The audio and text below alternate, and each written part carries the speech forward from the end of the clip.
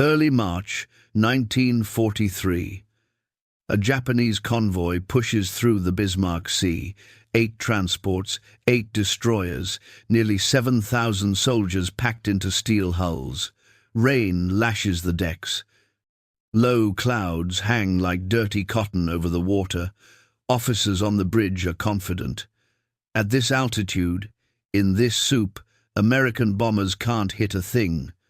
What they don't know is that somewhere behind those clouds, crews are climbing into bombers the manuals say should not exist.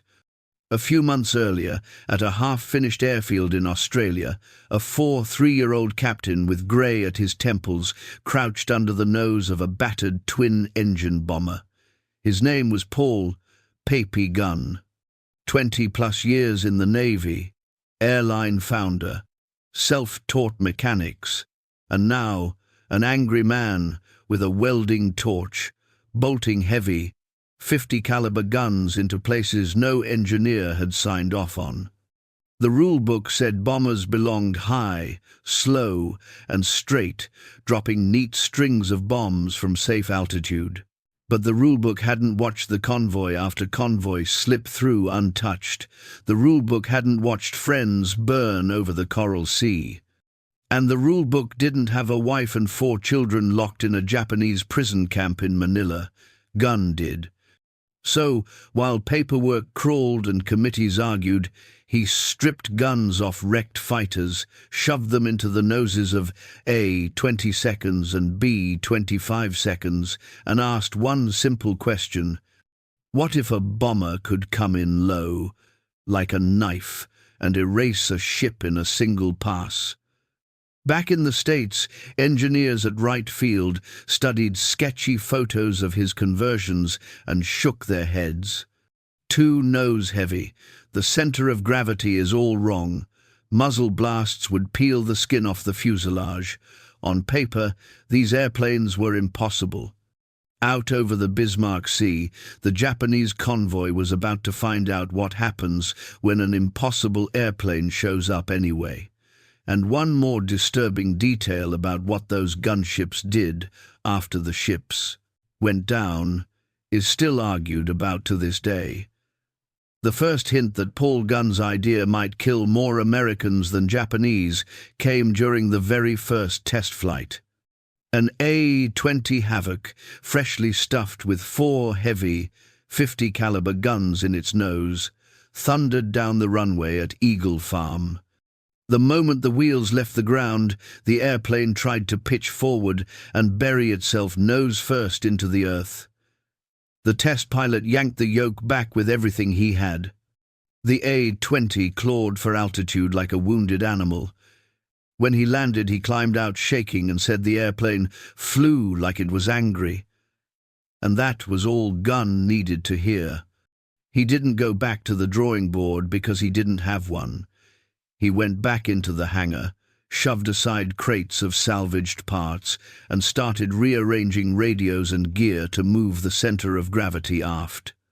No wind tunnel, no technical manual, just instinct, experience, and a willingness to risk his own life to prove the theory.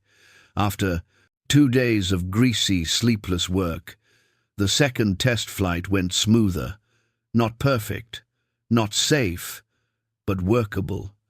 Gunn had spent over 2 decades flying everything with wings, from Navy float planes to workout transports over the Philippines. Before the war, he'd built Philippine Airlines with his own hands, flying Beech 18 seconds across jungle islands and fixing them with whatever scrap metal he could find.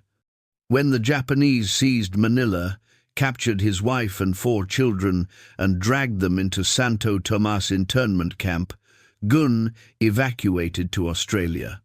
The 5th Air Force became a pilot. They had no idea they had gained a mechanical genius. Eagle Farm Air Depot became his laboratory, a junkyard became his supply chain. Wrecked P-39 seconds and P-40 seconds gave up working. 50-caliber guns, even when their pilots had not survived. Gunn took those guns, welded them into the noses of A-22s, and replaced bombardiers with steel frames carrying hundreds of pounds of ammunition. The aircraft groaned under the weight, but when those strafing A-22s hit Buna in September 1942, they erased 14 Japanese aircraft on the ground and silenced every anti-aircraft gun in one pass. Not a single Allied bomber was lost. General George Kenney took one look and said, "We need more of these." But the A-20 was too short-legged for deep strikes. Gunn needed something with a longer range, more space, and a bigger footprint. The answer was B-25. Mitchell, and that was when real madness began. He stripped out the glazed bombardier nose and replaced it with a wooden plug. Into that plug he mounted 4 more, 50-seconds. Then he added cheek guns on each side of the fuselage. Then he found a way to rotate the top turret forward, so its dual 50-seconds also fired ahead. When he was done, the airplane had 10 forward-firing guns, and that wasn't enough. Ground crews called it Pappy's folly. The nose was so heavy that on takeoff the aircraft felt like a barbell. Pilots needed full back, pressure on the stick just to keep the nose up. But once airborne, it stopped being a bomber and became something entirely new, a flying destroyer. When Gunn flew the prototype into Charters Towers to show the 3rd Attack Group, the pilots didn't know whether to salute him or institutionalize him. Yet, after the demonstration, after watching a B-25 shred a line of target drums like wet paper, nobody laughed again, except the engineers in the United States. At Wright Field, they reviewed every field modification Gunn had made. They circled flaws. They wrote long memos.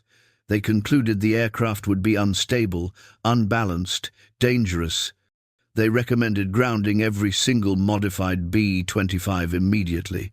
General Kenney happened to be in Washington when that memo arrived. He walked into General Hap Arnold's office, where the Wright Field engineers waited to justify their decision. Before they could begin, Kenney informed them that 12 of Gunn's impossible airplanes had just played a decisive role in wiping out a Japanese convoy in the Bismarck Sea. The engineers stopped talking. Arnold threw them out. Gunn wasn't just modifying airplanes, he was rewriting the doctrine, replacing high-altitude theory with low-level reality, turning bombers into knife fighters, creating weapons that existed nowhere in the Air Force catalogue. Weapons born of desperation, instinct, and the need to push the war north toward Manila 1 mile at a time. And the real test of those gunships was about to take place over a patch of ocean the Japanese believed was untouchable. When the Japanese convoy entered the Bismarck Sea on the night of March 1, 1943, its commanders believed they were ghosts. Monsoon clouds stacked in black walls. Rain hammered the decks. Visibility dropped to a few hundred yards. Perfect cover. They had 8 transports, 8 destroyers, and nearly 7,000 troops bound for Lemon, Japan, desperately needed to reinforce New Guinea. They were still confident when the first American B-17 seconds appeared through breaks in the clouds at 15,000 feet the next morning. The fortresses released over 100 bombs. Columns of spray exploded around the convoy. Not one transport sank. That was the last moment the Japanese would feel safe. By midday on March 3rd, 137 Allied aircraft assembled off Cape Ward Hunt. This wasn't high-altitude bombing. This was a knife fight. Bow fighters would come first at mast height, pretending to make torpedo runs. Japanese destroyers would instinctively turn bosun to them, minimizing their target profile, but that maneuver exposed their decks. And behind the bow fighters came the monsters Gunn had built. 12 B-25 transfers, 14 forward firing, 50 seconds each. A wall of fire 300 yards wide. They came in low enough that their prop tips nearly clipped waves. Pilots described it as flying inside the sea spray. When the strafers opened fire at 800 yards, the ocean between planes and ships erupted in white streaks. 50 caliber rounds skipping across the surface like molten hail. The Japanese transport Kyokusei Maru didn't stand a chance. Its bridge was shredded before its gunners could even swing their weapons. The first skip bomb caromed off the water, punched through the hull, and detonated the engine room. Within seconds, the ship was burning and listing. Another transport tried to run. At 15 knots, it might as well have been crawling. B-25 seconds at 240 knots bracketed from both sides. Bombs struck midship, splitting the hull into two. Soldiers trapped below decks never reached daylight, and here's where the story edges into territory wartime newsreels didn't show, and some veterans only whispered about years later. Survivors jumped into the sea, many wearing full combat packs. Some drifted on debris. Destroyers tried to rescue whoever they could, but the attacking waves didn't stop. Australian bow fighters raked destroyer Shikinami until its gun crews lay silent. A second strike of B-25 seconds pummeled it with more skip bombs, leaving it burning helplessly. The ocean filled with wreckage and men. By early afternoon, the entire convoy had broken apart, transports sinking or burning, 2 destroyers crippled. But the transfers came back again at 1,400 hours with fresh ammunition. They found transports still afloat, still trying to crawl toward Leh. The B-25 seconds hit them without hesitation. One ship's magazine detonated so violently that the flash was visible from Port Moresby over 100 miles away. Nearly 1,800 soldiers vanished in 3 seconds. What happened next remains one of the Pacific War's quieter controversies. Allied aircraft and PT boats spent the next day hunting survivors in the water. Officially, the justification was simple. Any rescued soldier would eventually reinforce Leh and kill Allied troops. Unofficially, pilots wrote that they were haunted by the nightmen clinging to rafts, trying to swim through burning oil, struck by gunfire meant to prevent them from reaching shore. Some called it necessary. Some called it cold-blooded. Many simply never spoke about it again, and yet the impact was undeniable. By the evening of March 3rd, 8 forms of transport were sunk. 4 destroyers were either sunk or destroyed beyond repair. Fewer than 1,200, 7,000 troops have reached Leh. Japan never again attempted a major reinforcement convoy in New Guinea. The Bismarck Sea became the textbook example of air power severing a vital artery in a single blow. But the part the newspapers couldn't explain, the part even the engineers back home struggled to accept, was that this victory had been delivered by 30-odd bombers that technically were not supposed to fly. Conversions drawn in pencil, welds done in dark hangars, guns stripped from wrecked fighters, fixes invented when blast pressure peeled aluminum skin off the fuselage. And this battle wasn't the end of Gunn's influence. It was the beginning. Factory-built B-25 strafers soon rolled off North American aviation's lines with redesigned mounts, reinforced noses, and even a 75mm cannon. Gunn's fingerprints were everywhere, on fast-loading ammo trays, on cooling systems, on field mods copied across the Pacific, the Mediterranean, and Burma. Every place where a B-25 rattled windows at 50 feet, Gunn's shadow flew with it. But while his legend grew, he carried a private war with no medal that could be erased. His family remained starving in Santo Tomas. Intelligence reported worsening conditions, prisoners dying from malnutrition, Japanese commanders threatening executions if American forces approached Manila. Gunn flew whenever he could, even as shrapnel wounds and exhaustion caught up with him. He told his crew chief, "I'm not stopping until they're free." And the final part of this story, the part where he finally reaches Manila, and what happens after lands with a weight the history books rarely mention. When Manila finally fell in early February 1945, American tanks rolled through streets that had become skeletons of concrete and smoke.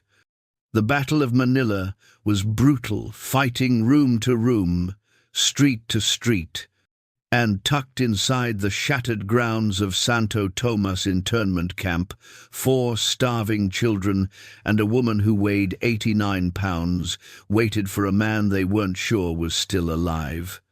Pappy Gunn stepped into the makeshift hospital on a cane. Bandages still wrapped around a leg wound the surgeons said should have grounded him for 6 months. Polly didn't recognize him at first. He'd lost 40 pounds. Every hair on his head had turned grey. He looked older than his 44 years in a decade. Then he said her name. They had 4 hours together before duty pulled him back to the airfield. 4 hours after nearly 3 years of captivity, improvisation, grief, and a personal war, fought one modification at a time. In the official army report, the reunion is a single line. In truth, it was the moment that had driven every reckless experiment, every low-level mission, and every defiance of bureaucrats who insisted on his airplanes were impossible. The numbers say he sank hundreds of ships. The numbers say his creations killed tens of thousands of enemy troops. The numbers say his gun packages helped cripple Japanese logistics across the Pacific. Those statistics matter, but they're only the surface of the story. The deeper truth is quieter. Somewhere in the National Museum of the Pacific War sits a sheet of yellowed paper, 4 hand-drawn rectangles, pencil-measured, labeled 50 calories mounts a 20 nose. No equations, no calculations. No signature, just grease smudges and handwriting from a man who built weapons in the dark because he believed speed mattered more than permission. Most people walk past that drawing without a second look. But those lines reshaped air warfare, leading to the AC-130 gunships over Vietnam, the A-10 seconds that hunted armor in the Cold War, and every modern attack aircraft that fires forward into a fight rather than dropping bombs from a distant sky. And somewhere in Manila, employees of Philippine Airlines still walk past a portrait of their founder without knowing the full story. They don't know that a stubborn mechanic with welding goggles once changed the fate of the Southwest Pacific because he refused to let his family die behind barbed wire. Pappy Gunn never asked for recognition. He got something else. A war has turned out, a family reunited, a legacy written not in medals, but in the shockwave of every gunship that followed.